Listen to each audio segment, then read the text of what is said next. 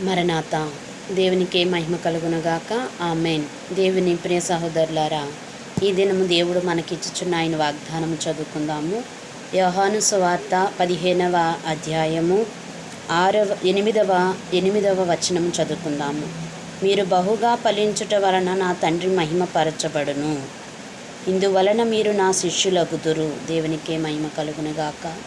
Amen. దేవుని ప్రియ సహోదరులారా, మీరు బహుగా ఫలించుట వలన నా తండ్రిని మహిమపరచుదురు. దేవుని ప్రియ సహోదరులారా, మనము బహుగా ఫలించుట వలన దేవునిని మహిమపరచు వారముగా ఉన్నాము. మనము ఫలింపని వారమైతే మరి ఫలింపని ప్రతి చెట్టు నరకబడి అగ్నిలో వేయబడునని వాక్యము సెలవిస్తూ ఉన్నది. మనము ఫలించే వారిగా ఉండాలి.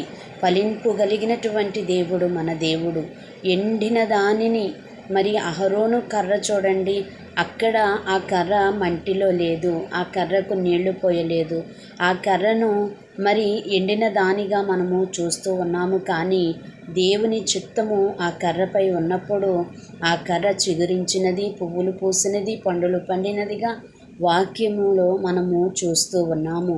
గనుక దేవుని ప్రియ సహోదరులారా, మనము దేవుడు మనతో ఉన్నట్లయితే గనక మనము ఎండిపోయిన స్థితిలో ఉన్నప్పటికీ, అణగారిపోయిన స్థితిలో ఉన్నప్పటికీ, మనము ఏ స్థితిలో ఉన్నప్పటికీ దేవుడు మనతో ఉన్న ఎడల మనము ఫలించగలము. దేవుడు మనలను ఫలింపచేస్తారు. ఒక తోటమాలి అంటున్నాడు, ఈ మారు మరలా నేను చూచెదను అన్నప్పుడు ఆ యొక్క చెట్టును అతడు బాగుగా త్రవ్వి ఎరువు వేసినప్పుడు ఆ చెట్టు ఫలించినట్లుగా చూస్తూ ఉన్నాము. మనము దేవునితో ఉన్నవారమైతే, అలాగే ఈ యోహాను సువార్త 15వ అధ్యాయంలో ఒక చోట నాకు వేరుగా ఉండి మీరేమీ చేయలేరు అని వాక్యము మరి 5వ అధ్యాయము చివరి భాగములో 5వ వచనము చివరి భాగములో నాకు వేరుగా ఉండి మీరు ఏమీ చేయలేరు అని వాక్యం సెలవిస్తూ ఉన్నది. మనము దేవునికి వేరుగా ఉన్న ఎడల మనము ఫలించలేము. దేవునితో మనం ఉన్న ఎడల ఫలిస్తాము. ఒక చెట్టు ప్రభువు యొక్క ఆకలి తీర్చలేదు ప్రియులారా. ఆకలి తీర్చలేనటువంటి ఆ చెట్టు పచ్చగా ఉన్నప్పటికీ ప్రభు మాటను బట్టి ఎండిపోయినట్లుగా మనము చూస్తూ ఉన్నాము. అలాగే ఈ యొక్క తోటమాలి ఈ ఏడాది మట్టుకు చూచెదను, ఎరువు వేసేదను, బాగు చేసేదని అనుకున్నప్పుడు ఆ ఏడాది ఆ చెట్టు ఫలించినది.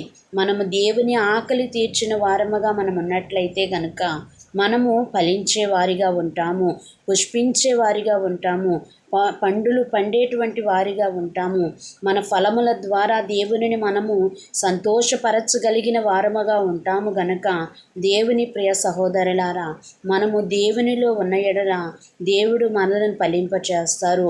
మన ఫలములతో దేవునిని మనము సంతోషింప చేసిన ఎడల మన ఫలము అధికమవుతూ ఉన్నది. గనుక దేవునికి వేరుగా ఉండి మనము ఏమీ చేయలేము. గనక దేవునితో ఉండి దేవునిలో ఉండి ఎదిగి ఫలించి అభివృద్ధిలోనికి వచ్చే కృప ప్రభువు మనెల్లరికూ దయచేయునుగాక.